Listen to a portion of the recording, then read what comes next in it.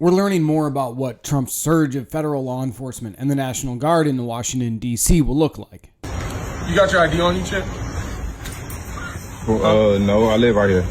Okay, cool. It's a cigarette. Did y'all get a call or something right here? No, so we're doing checks, keeping everybody safe down here, right? Have you heard of the federal surge that Donald Trump's putting out? No. Right. You don't follow like Code 3, anything like that people are putting up? All right, so yeah, Trump's got all federal agencies kind of coming together for 7 days and going out, trying to stop the violent crime, all kind of stuff. So we're out here contacting people, talking to them, right? Quality of life offenses, smoking, drinking in public, right? Can't happen outside, right? Most people know that. Right? So we're contacting people, trying to advise them of the law so they learn, right?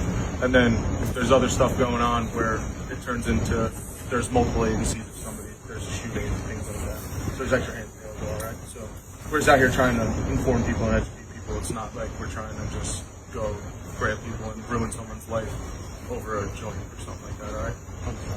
I only asked because when you walked up, at the moment you walked up, you only asked me. Yeah, well, it smelled like the odor of marijuana, burnt marijuana in the air, right? And you're the only guy that had something lit in your hand, and I didn't flashlight you, so I didn't realize it was just a cigarette. So that's on me. I appreciate you understanding and not getting chippy. All right, so just know, right? Learn, teach, tell your boys, like, yo, everybody's out, from FBI to park police. Right? So do your thing. Let them know. Don't be smoking outside. Don't be drinking outside, because Donald Trump is tired of it.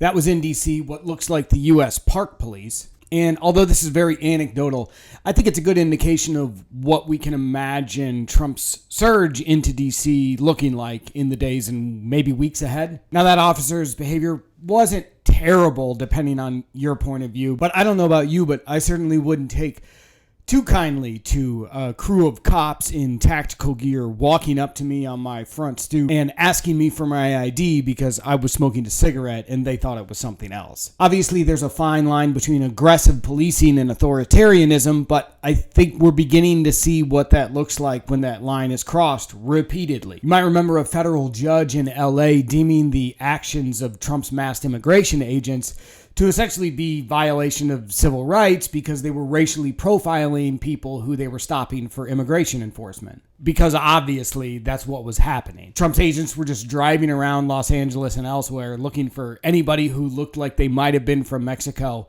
pulling them over and then asking them for their paperwork. This is similar to what we're probably going to see in DC, where law enforcement is most likely going to be sent into communities of color to start looking around for criminals. But this is what Trump's overwhelmingly white base wants, and I'm sure they're enjoying it.